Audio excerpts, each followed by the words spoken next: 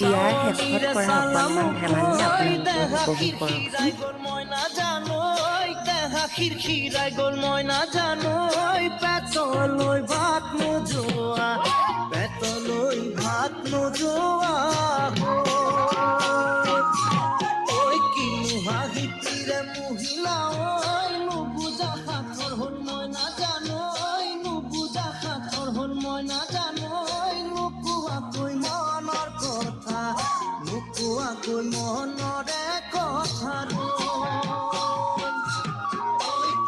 চালনীৰে চালামো কৈ দেহা খিৰাই গল মই নাজানো দেহা খিৰাই গল মই নাজানো